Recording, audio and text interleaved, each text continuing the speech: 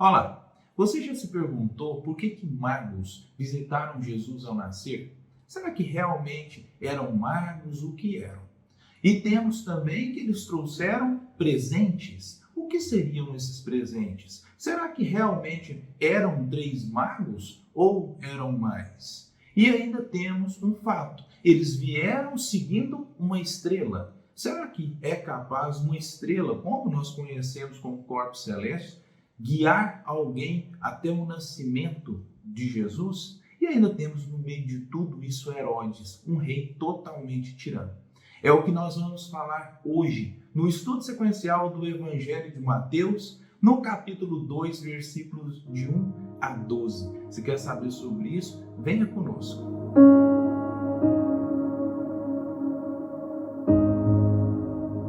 Olá! E estamos aqui no nosso 4º vídeo do estudo sequencial do Evangelho de Mateus. Hoje, com visita dos magos, algo que desperta em nós uma certa curiosidade. Sempre temos ali seus nomes, a quantidade, o que nós viemos aprendendo. Mas será que tudo ocorreu realmente dessa forma?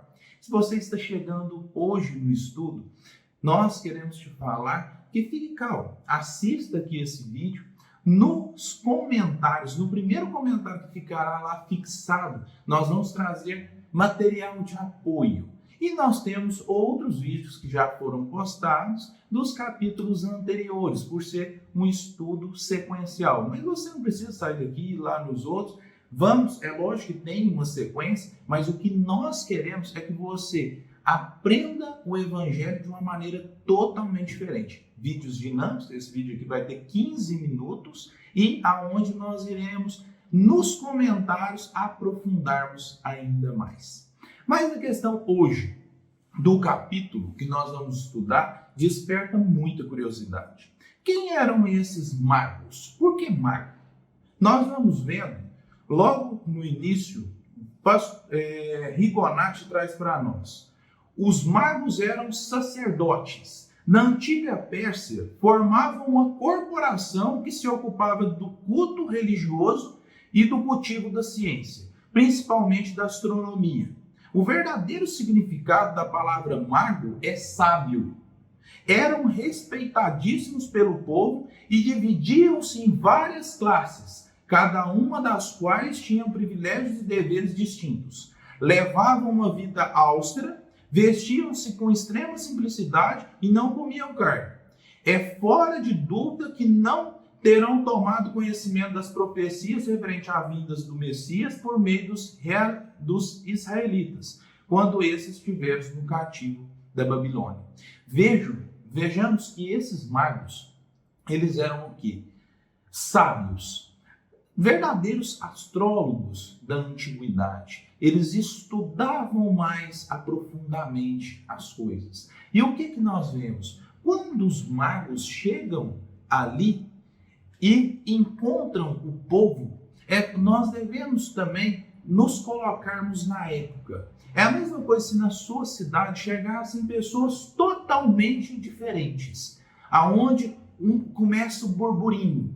E ali começou esse burburinho, ou seja, todo mundo comentando da vinda desses magos para a visita a Jesus, o rei realmente que estava anunciado pelo profeta. Ou seja, ao saber disso, Herodes manda chamar os magos. Mas aí nós vamos destrinchar, vamos aos poucos. Só para vocês terem conhecimento, logo nesse início aqui, que os magos eram o quê? Astrólogos, estudiosos, vindos do Oriente e realmente aonde eles trabalhavam ali um estudo. E eles, de uma forma ou de outra, estavam sempre ligados. Rigonati ainda nos fala assim, a estrela que os guiava era um espírito que se lhes apresentava de forma luminosa. Um pouco mais adiante nesse estudo, nós vamos tratar mais aprofundado a questão dessa estrela. Ou seja, nós sabemos, você, aonde nós estudamos hoje, com o conhecimento que nós temos, que uma estrela, enquanto um corpo celeste, ela simplesmente não pode guiar alguém. ou seja, eles vieram seguindo a estrela até para chegar ao nascimento de Jesus. Para Rigonati, ele trabalha que essa estrela ele era um espírito em forma luminosa que vieram guiando os magos. Mas nós vamos se aprofundar um pouquinho mais sobre isso, você vai ver que é bem interessante. Qual o objetivo que visavam os mentores espirituais? Ou seja, para guiar esses magos, favorecer a adoração dos magos.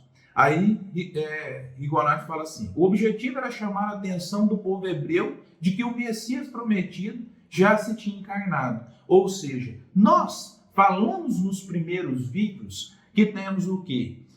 A genealogia do Cristo, ou seja, ligando de Abraão e Davi até José. E nós temos também, no capítulo 1, ainda nos outros versículos, nós temos simplesmente ligado à anunciação da vinda do Cristo. E aqui nós vemos, realmente, no nascimento, a figura dos magos vindo visitar o Cristo.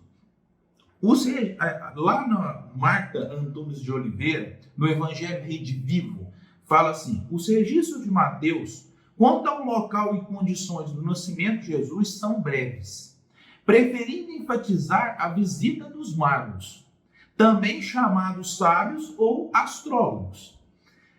Lucas, por outro lado, é mais detalhista.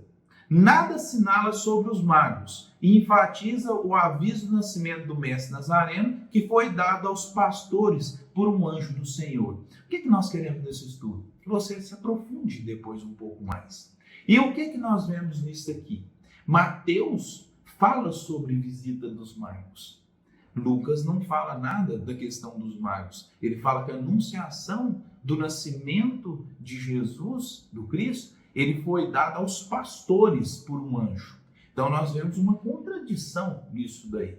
Mas nós vamos chegar no final que você vai ver que realmente, mesmo tendo sobre isso, é um pouco mais profundo ainda. O que nós temos que ver nisso? Os magos, os astrólogos persas, eles vêm do Oriente, seguindo uma estrela. Chegando ali, realmente, do local da cidade, eles realmente veem o quê? Herodes. Herodes governava. Herodes era o rei. E aí que vem. Ele era totalmente truculento. Uma pessoa totalmente tirânica. Alguns o tinham, e aí fala aqui ainda no Evangelho Redivivo. Herodes passou pela história como pessoa portadora de personalidade violenta, regada a ódio, que ordenara a morte dos próprios filhos, com o fim de proteger a sua hegemonia. Muitos atos de violência e ódio assinalaram a sua carreira, inclusive o assassinato de sua esposa favorita, Mariana. Seu mais notável e violento memorial foi a barbárie da matança dos inocentes. Ou seja, quando os magos chegaram, Herodes, ao saber sobre isso, ele manda chamar os magos. Ele manda realmente, olha a importância disso, a importância do rei ali naquele momento com medo de perder o seu reinado, porque ele via um reinado o quê? Um reinado humano. E aí ele fala com os astrólogos aonde iria nascer. E quando eles falam que é em Belém, ele fala, então vá e vê o local exato e depois volte e me conte. E aí a gente vê depois na narrativa do Evangelho que, guiado por um anjo, eles não voltam para Herodes. Mas Herodes é uma peça fundamental. Por quê? De qualquer forma, Herodes traz o que as perseguições que o Cristo sofreu desde o seu nascimento. Aonde nós vemos que aquele momento era um momento de extrema, assim, vamos dizer, de extrema catástrofe de um ponto de vista de litígio que estava enfrentando o povo ali judeu. Tanto que vemos nos outros estudos, nos outros vídeos que temos, que o Cristo ele veio não somente para o povo judeu, ele veio cumprindo algumas profecias que tinha do povo judeu, mas o povo judeu era aquele povo que já acreditava num Deus único, ou seja, ele veio em terra realmente preparada. Só que ele veio também para os gentios, que nós vemos que depois de sua partida, ainda mais com Paulo e outras coisas que nós já falamos nos outros vídeos, ele abriu ainda mais. Então nós vemos Herodes, esse rei realmente tirano, que perseguiu até sua família, mas que tem extremo medo da figura do rei realmente divino que vinha nascer.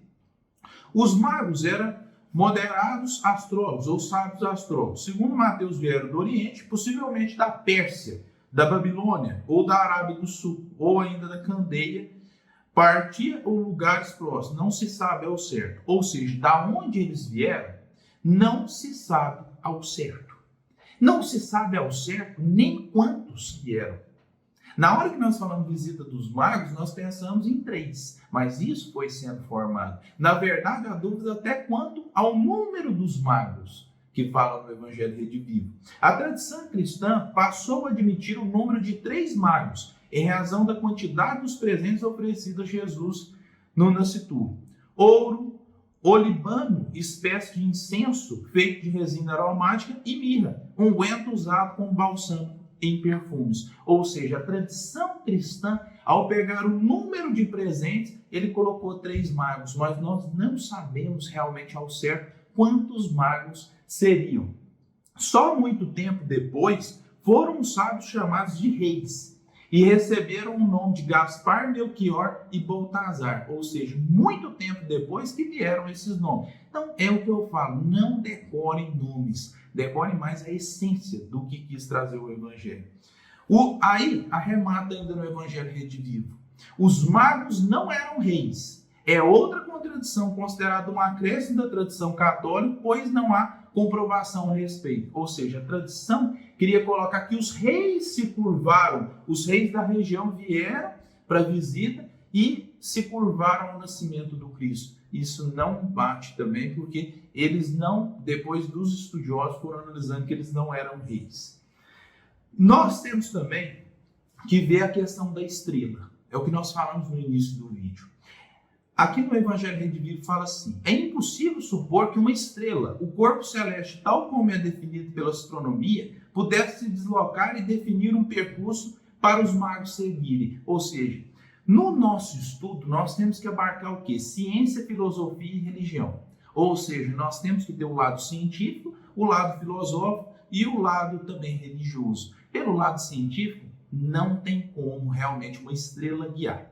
E aí, no Evangelho Redivivo, que eu vou deixar os textos, tá bom? Lá nos comentários, no primeiro comentário fixado, você vai ver que ele traz uma série de coisas, realmente por que isso ocorreu. O que seria? A estrela seria uma personalidade, um anjo, por exemplo, que teria guiado, né, os magos a Jerusalém. A estrela tem como fenômeno divino. A estrela seria um astro especialmente preparado por Deus. Ou seja, ele traz diversas questões que o que poderia ser essa estrela. Mas aí nós vemos o quê? Para Kardec já é mais realista. Ele traz para nós, na Gênese, que fala, bem resumido, independente do que seria essa estrela, nós vemos que ela tinha personalidade própria, ou seja, ela guiou os magos em questão de luz. Nós temos em torno disso, como disse o Rigonati, que nós falamos no início, realmente uma figura mais espiritual, ou seja, realmente que seja um anjo que nós pensamos, se você não pega a tradição espírita, ou que seja um espírito evoluído, ou seja, realmente foi ali algo que guiou os magos. E nós temos os presentes. O que seriam esses presentes? Por que eles trouxeram? Aí nós vemos que tem os significados. O ouro representa a luz e, portanto, a sabedoria. O incenso é a devoção que espalha o bom odor do espírito às criaturas. E a mirra é o consumir-se para beneficiar. Então nós vemos que numa passagem tão sublime, nós vemos tudo que tem ali de grandioso. Se você está gostando desse estudo, convidamos você não apenas para curtir o vídeo, mas realmente compartilhar ele com outras pessoas que estejam ali estudando. E o que nós queremos? Como nós já dissemos na questão do vídeo, que você realmente vá nos comentários, leia os textos, se aprofunde um pouco mais, que nós vamos engrandecendo cada vez mais esse nosso estudo. E nós queremos agradecer a você que está aqui seguindo conosco e que nós possamos realmente, nessa nossa jornada, cada dia mais se engrandecer. E até o próximo estudo sequencial do Evangelho de Mateus.